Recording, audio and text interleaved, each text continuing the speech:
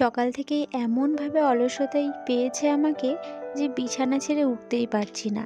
সকালের বাসি কাজকর্ম সেরে চা জল খেয়ে ওই যে বিছানায় শুয়েছি, আর উঠতেই ইচ্ছে করছে না। এখন টাইম কলে জল চলে এসেছে, এখন তো উঠতেই হবে। তো চলো এবার টাইম কলে জলটা ধরে নিই, নইলে রান্নার জল ঘরে একটুও নেই। তো hello and welcome back to my channel. আমি নন্দিতা, আমি ভালো আছি, আশা করি তোমরাও অনেক ভালো আছো। যে যেখানে আছো সুস্থ আছো। আজকে নতুন আবারও একটা ব্লগ নিয়ে হাজির হলাম তোমাদের মাঝে। আশা করি আজকের ব্লগটা ভালো লাগবে। আমাদের এখানে দুটো কল, পাশের এই যে কলটা দেখছো এটা স্নানের জল ধরে নিচ্ছি। এই কলটা প্রতিবেশীরা কেউ বাড়িতে থাকে না, তাই আর কি এই কলটা থেকে স্নানের জলই বেশি তোলা হয়। আর আমাদের কলটা থেকে রান্না করার জন্য জল তোলা হয়, কেনা জল তো খাওয়া হয়। আর এই টাইম কলের জলটা ধরে কাঁচা কুচো রান্না বান্না এইগুলো করা হয়। আর এই যে এই ফুলগুলো কি ভালো লাগছে না দেখতে। সেই ছাদ বাগান থেকে নামিয়ে নিয়ে এসেছিলাম গত বছরের যে নয়নতারা গাছগুলো ছিল, যেগুলোকে ছেটে দিয়েছিলাম, আর তারপরে নিচে নিয়ে এসে এখানে লাগিয়েছি।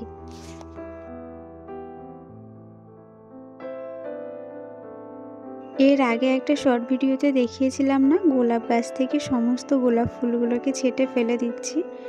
মায়া করে কি করব বলো, ফুলগুলো যদি আমি ছেটে না দিই তাহলে গাছের সব থেকে বড় ক্ষতি হয়ে যাবে। তাই আর কি মায়ায় ধরে ফুলগুলো ফেলতে না পেরে ওই বাটির মধ্যে জল দিয়ে ওর মধ্যেই বসিয়ে রেখেছিলাম।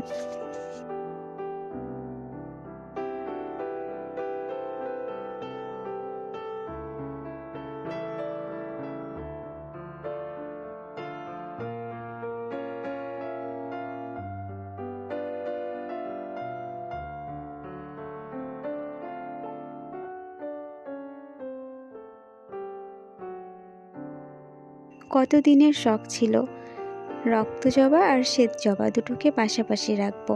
তবে শ্বেত জবার গাছটা এখনো বড় হয়নি, তাই দেখলাম একটা কাটিং থেকে আবারও একটা ফুল হয়েছে, আর এদিকে রক্ত জবাও হয়েছে। তাই দুটোকে পাশাপাশি নিয়ে দেখলাম কেমন লাগে। আর তেমনি তো মিষ্টি হাওয়া, দুটোকে খুব মিষ্টি লাগছিল। কতদিনের শখটা আজ পূরণ হয়ে গেল।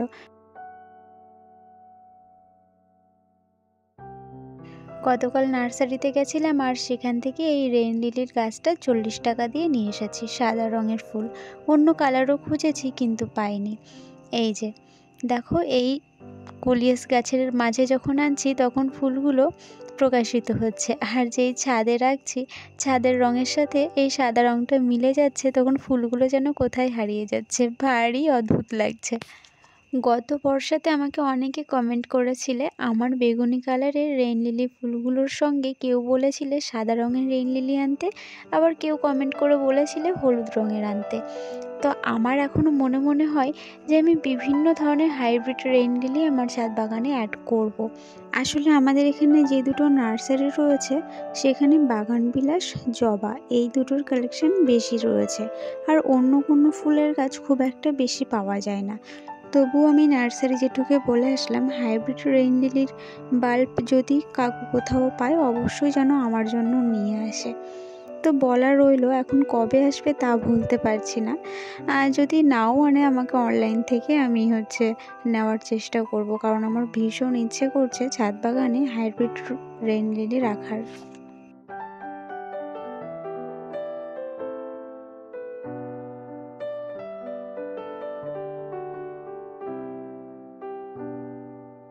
ভীষণ মিষ্টি ঝিরিঝিরি বাতাস বইছে, সঙ্গে তো মেঘলা আকাশ রয়েছেই, কিন্তু কেন জানি না আমার অলসতা যেন যাচ্ছেই না, একদমই ভালো লাগছে না। আসলে আজকে বাড়িতে কেউ নেই, বিশেষ করে আমার ছেলে রয়েছে মায়ের বাড়িতে।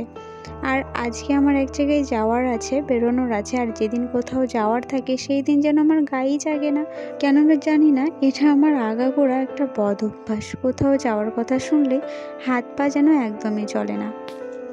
আর এদিকে আমার কাণ্ড দেখো, ওইদিকে জলটা ভরতে দিয়ে চলে এসেছি ছাদে, একদমই মাথা থেকে বেরিয়ে গেছে যে আমি জল ভরতে দিয়ে এসেছি। তো বেশিক্ষণ থাকতে পারবো না, আর একটুখানি 2-5 মিনিট মতো ঘুরে আমি নিচে চলে যাব, কারণ জল অযথা অপচয় হচ্ছে।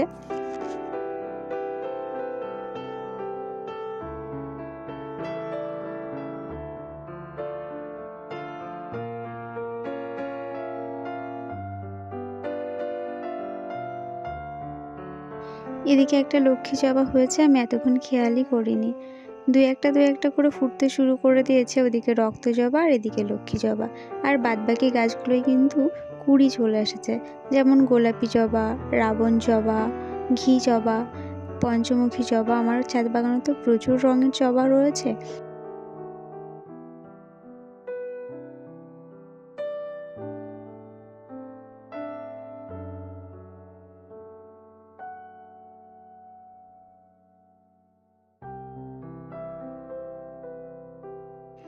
আর এই যে এমনিতে তো ছাদ বাগানে জায়গা নেই, আমার হাজব্যান্ড এদিনকে আবার বড় বড় 9টা টব নিয়ে চলে এসেছে।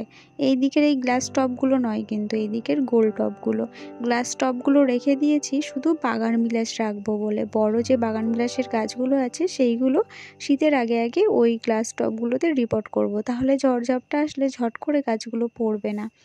দেখো এইদিকে এই বাগান বিলাসের আইডিটা কি আমি জানি না, এই গাছটাতে আবার নতুন করে কুড়ি চলে এসেছে।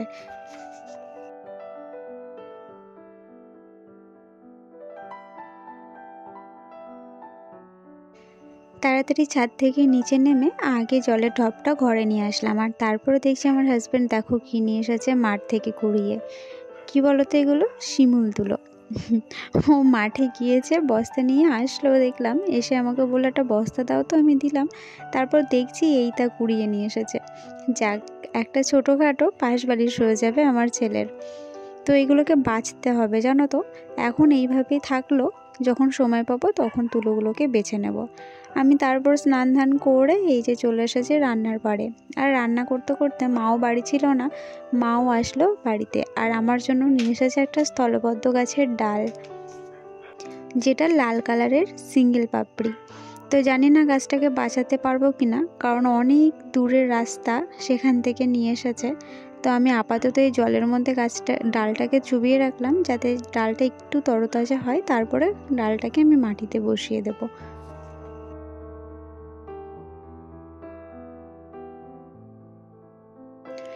তারপরে আবার নিচে গিয়ে রান্না বান্না কমপ্লিট করে একদম খাওয়া দাওয়া সেরে চলে এসেছি আবার ছাদে। এখন হাজব্যান্ড আর বাবা মানে শ্বশুর মশাই সবাই বাড়ি চলে এসেছে।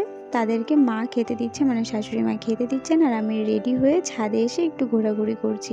কারণ কোথায় যাওয়ার আগে রেডি হয়ে একটু ছাদে এসে সময় না কাটালে আমার একদম ভালো লাগে না। মনে হয় দুদিনের জন্য বাড়ি থেকে বেরোচ্ছি, আমার গাছগুলো কীরকম থাকবে তা কি জানি এই ভেবে। ফোনে কন্ট্যাক্ট করে দুজনেই এক বাসেই চলে এসেছি, সঙ্গে বড় মেয়ে রয়েছে।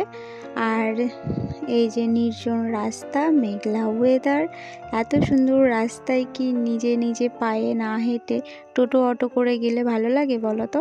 তাই দুজনে মিলে হাঁটতে হাঁটতে গল্প করতে করতে চলে এসেছি আমাদের গন্তব্যস্থলে। এখান থেকে আমরা রওনা দেব। তো কোথায় যাব সেটা আর তোমাদের সাথে শেয়ার করলাম না, সেটা আমার পার্সোনালি থাক। তো যাওয়ার পথে ঢুকবো গোপীনাথ মন্দিরে, আর সেই জন্য একটু সকাল সকাল আমাদের রওনা দেওয়া।